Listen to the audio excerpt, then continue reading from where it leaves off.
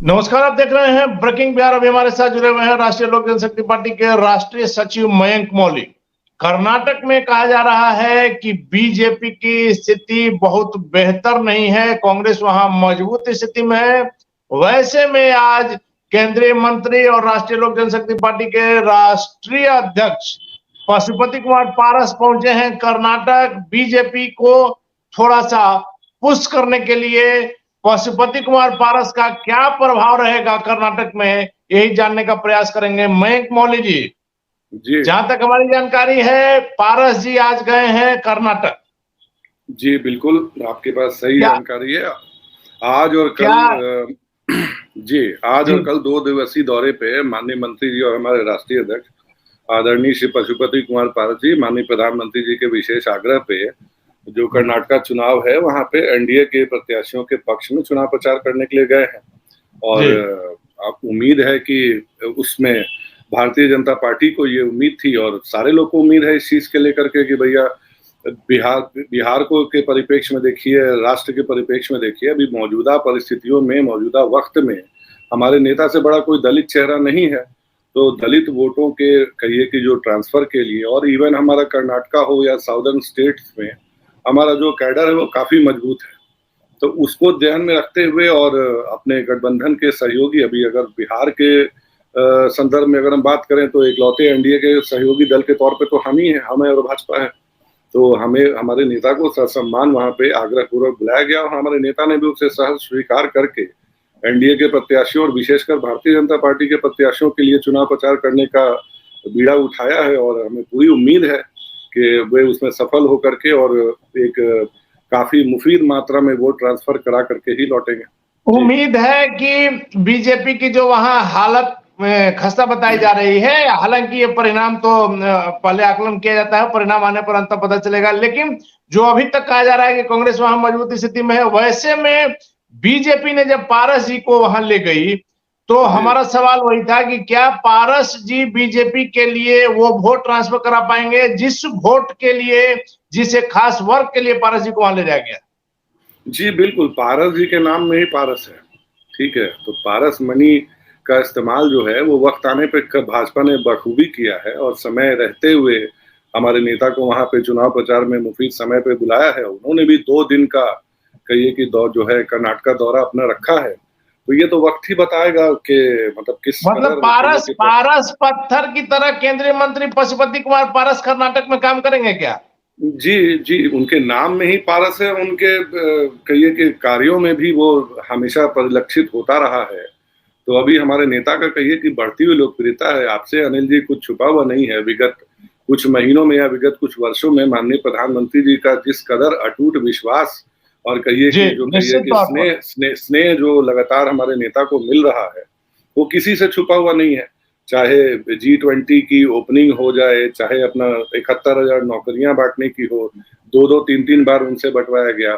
बहुत सा ऐसा मौका है जब पारस जी की घनिष्ठता मोदी जी से नजर आई। जी बिल्कुल है। और इवन बिहार के चुनावों में भी, बिहार में भी जो चुनाव हुए थे, हमारे नेता ने डोर टू डोर जो पारंपरिक जो कहिए कि चुनाव की जो प्रणाली हुआ करती थी, चुनाव लड़ने की जो प्रक्रिया है, उसमें जाके डोर टू डोर कैंपेन किया था तीनों उपचुनाव में। उसमें कहिए हमारे कैडर ने बकायदा जिसको कहते हैं ना साइलेंट वोटरों को कहिए कि जागृत करके उन्हें बूथ स्तर से लेकर के वोटिंग जो क्या बोलते हैं वोटिंग के जो वो होते हैं केंद्र होते हैं वहां तक पहुंचाया। तो हमारी सहयोगी जो दल है उसके साथ हमारा जो वो क्या करें संबंध जो है वो पारस्परिक है और बिल्कुल ईमानदारी वाला है, बिल्कुल पारदर्शी संबंध है। तो हम उसकी हमेशा लेकिन मयंक जी हम एक सवाल पर आना नहीं चाह रहे थे, लेकिन आपने ऐसा जवाब दिया है कि अब हमको बोलना पड़ रहा है। आपने अभी 2 बातें कही। एक तो कहा कि एनडीए के सबसे आप एकमात्र सहयोगी हैं बिहार में, दूसरा आपने कहा कि सबसे बड़े भारत के दलित चेहरा पशुपति कुमार पारस केंद्रीय मंत्री। क्या चिराग पासवान दलितों के नेता नहीं है? चिराग पासवान नागालैंड के नेता है, ठीक है। चिराग पासवान जी की पार्टी नागालैंड की पार्टी है, वो भी अंतरिम रूप से। तो नागालैंड के लोगों की उनको फिक्र करनी चाहिए। बिहार में और बाकी प्रदेशों में तो उनके पार्टी का कोई अस्तित्व है नहीं। तो ऑब्वियस सी बात है कि जब अस्तित्व ही नहीं है, राजनीतिक रूप से प्रमाण पत्र हासिल नहीं है। प्रमाण पत्र कहाँ है? ड्राइविंग लाइसेंस आपका नागालैंड कराइएगा, गाड़ी चलाइएगा बेंगलोर में, ऐसा तो हो नहीं सकता है। तो उनकी भी जरूरत जब पड़ती तो उनको बुलाया जाता, मगर जहाँ वह कहिए राष्ट्रीय पटल की बात जब हो रही है तो राष्ट्रीय पटल एक गंभीर मुद्दा होता है। तो उस गंभीर मुद्दे में माननीय प्रधानमंत्री जी ने बिल्कुल सही निर्णय लिया। उनको पता है कि किसको बुलाना है और किसको नहीं बुलाना है। जी। लेकिन मयंक जी, आपको याद होगा पिछले चुनाव का भी आपने जिक्र किया है, जिसमें आपके राष्ट्रीय अध्यक्ष ने भी बढ़ चढ़ कर हिस्सा लिया, इसमें कहीं कोई शक नहीं है और उसका परिणाम भी नजर आया। लेकिन उसी चुनाव में, उन्हीं चुनाव में जहां 3 जगह चुनाव हुआ था, उसमें बीजेपी नेतृत्व ने चिराग पासवान का भी मान मनोबल किया था, आपको याद होगा। तो देखिए, आग्रह कार्ड, शादी का कार्ड आप किसको देते हैं? अपने घर में देते हैं या बाहरी लोगों को देते हैं? शादी का कार्ड देख के, कहिए निमंत्रण दे के उन्हें बुलाया गया। बुलाने के बाद भाजपा को क्या क्या हासिल हुआ? भाजपा को ये हासिल हुआ कि भाजपा एक लतखोर पार्टी है, भाजपा को तमाम गालियां दी गई। अभी भी उनके गाहे बगाहे जो हैं, उनके बयान जो हैं अक्सर हाँ ऐसे आते रहते हैं। उनकी क्रेडिबिलिटी पे प्रश्न चिन्ह है बहुत बड़ा वाला। अब राजद की गोद में बैठ करके आप भाजपा को लव सिग्नल तो नहीं भेज सकते हैं। तो वही जिस बाबत हम बार बार इशारा करते हैं कि उनकी क्रेडिबिलिटी पे, राजनीतिक सुचिता पे प्रश्न चिन्ह है। आपको इधर दाया या बाया कहीं ना कहीं तो चुनना पड़ेगा। आप अभी चुन ही नहीं पा रहे हैं। तो जी। लेकिन मयंक जी, यदि बीजेपी को लगता है कि कर्नाटक में चिराग पासवान के जाने से कुछ फायदा होगा और वैसे में जब उन्हें फिर से मान मनोबल किया जाएगा, तब आप स्वागत करेंगे इस फैसले का या नहीं? देखिए, हमारे नेता ने पहले भी कहा हुआ है कि अगर चिराग पासवान जी बीजेपी लेड जो एनडीए गठबंधन जो हमारा चल रहा है, अगर उसमें आते हैं तो हमें व्यक्तिगत तौर पे कोई आपत्ति नहीं है, ना हम कोई आपत्ति दर्ज करा रहे हैं। गठबंधन धर्म का बस कहिए अनुपालना जो है वो पूरी ईमानदारी और सुचिता के साथ होना चाहिए। लेकिन मयंक जी, आप भी काफी परिपक्व नेता है, राजनीतिक विश्लेषक है, आपको माना जाता है। चिराग पासवान कल के डेट में अगर आ जाएंगे तो आप लोग को सीटों के लिए फिर दिक्कत हो सकती है।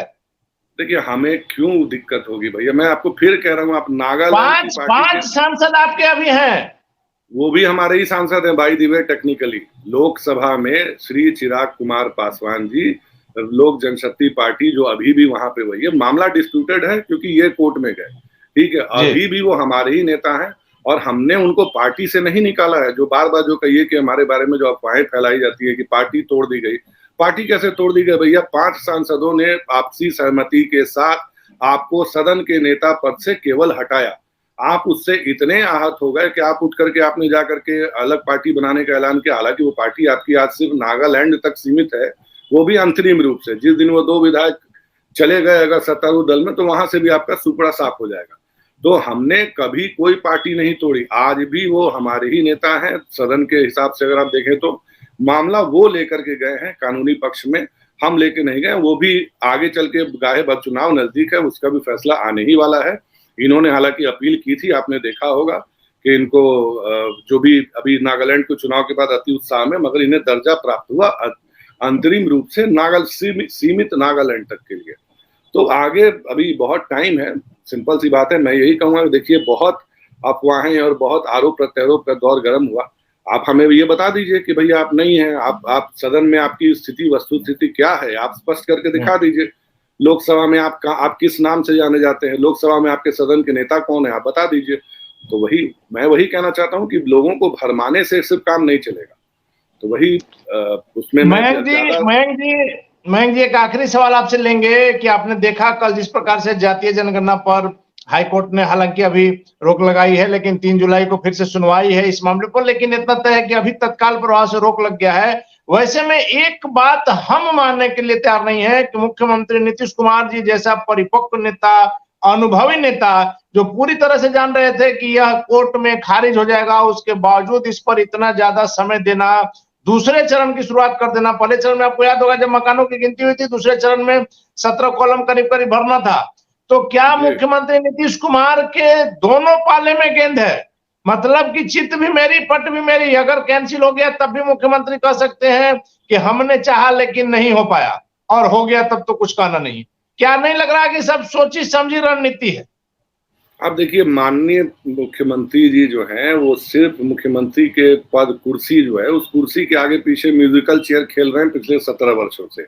ये न किरण पकारेण कैसे भी करके मुख्यमंत्री वो बने रहे। अब जब अपने बिहार को उन्होंने पहले उपजातियों में बांटा, जातियों में बांटा, दलित महादलित वगैरह किया, फिर हम लोग को आपको सारे लोगों को एक एक कोड दे दिया गया। हम शुरू से हमारी पार्टी जो थी, हमारी पार्टी की लाइन यही थी कि हमें जातिगत जनगणना से कोई विशेष कहिए कि आपत्ति नहीं थी।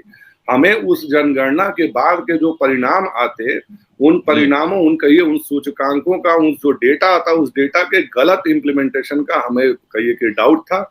हमारे डाउट पे पुष्टि माननीय उच्च न्यायालय ने भी लगा दी है। उनको भी उसके क्रियान्वयन में दिक्कत है कि आखिर इस डेटा का प्रोसेसिंग क्या होगा। उस डेटा को प्रोसेसिंग को क्लियर करने में माननीय नीतीश कुमार जी की सरकार कोर्ट में विफल रही है, अपना पक्ष मजबूती से नहीं रख पाई। लिहाजन क्या हुआ कि आज उस पर रोक लगा दी गई है।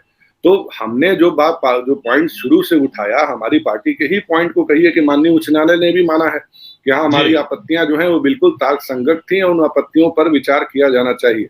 हमें मुख्यमंत्री जी की मंशा पे कहिए सवाल इसलिए उठ रहा है कि जिस कदर आप विगत कुछ दिनों में देख रहे हैं कि सांप्रदायिक संघर्ष हो रहा हो, या बिहार में कहिए कि ये जाति वाला मुद्दा उठा करके मंडल बनाम कमंडल करके कहिए कि समुदायों को आपस में विभाजन करने की जो स्थिति है, इवन झड़पें भी कई जगह देखने को मिली। तो कहीं ना कहीं सिर्फ अपने प्रधानमंत्री बनने के जो कहिए अधूरे ख्वाब के लिए, इवन प्रधानमंत्री का दावेदार बनने के ख्वाब के लिए वो बिहार की किसी भी तरीके की बलि चढ़ाने से पीछे नहीं हट रहे। ये हमारा जो आरोप है, उस आरोप को माननीय उच्च न्यायालय ने सिद्ध कर दिया है। इनकी महत्वाकांक्षी जातिगत ये जनगणना वाली योजना पे रोक लगा करके। अब सवाल जो है वो आपने कहा कि उनके दोनों गेंद उन्हीं के पाले में, जी नहीं, वैसा बिल्कुल नहीं है। किरकिरी सरकार की प्रारंभ हो गई है। इस पे, इनकी निष्ठा पे, इसके जो कहिए कि पूरी जनगणना का जो प्रक्रिया है, उस प्रक्रिया पे ही एक बड़ा सा प्रश्न चिन्ह लग गया। जवाब उन्हें देना है, जवाब उसके डेटा के क्रियान्वयन पे उन्हें देना है। सरकार जो उस बाबत जो कहिए समाज में जो एक कहिए कि विभाजन, जो बड़ी खाई जो उन्होंने बना दी है, उस खाई के लिहाजन जो कहिए कि आखिर क्यों, मतलब ये सबके पीछे कारण आप देखेंगे तो क्या है, समाज को आपस में बिखेर के बांट दीजिए, समाज आपस में लड़ता रहेगा। उसके बाद से हमारे जो नेता बने मुख्यमंत्री जी जो उठ करके दिल्ली अपना जाने की तैयारी में बैठे हुए हैं, वो दिल्ली जाएंगे तो लालू यादव जी के सुपुत्र उप मुख्यमंत्री जो है उनकी कुर्सी पे नजर है। तो मैंने वही कहा कि बिहार में फिलहाल जो है वो सत्ता का म्यूजिकल चेयर चल रहा है।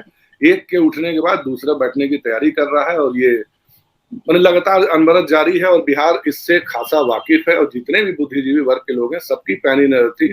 माननीय उच्च न्यायालय को बेहद कहिए कि हाथ जोड़कर कहिए कि मैं धन्यवाद देना चाहूंगा कि उन्होंने लोगों की जन भावनाओं को समझा और इस सरकार के जो कहिए कि डाउटफुल वाला जो एक कैरेक्टर शो हो रहा था उस पर उन्होंने एक चेक लगाया है।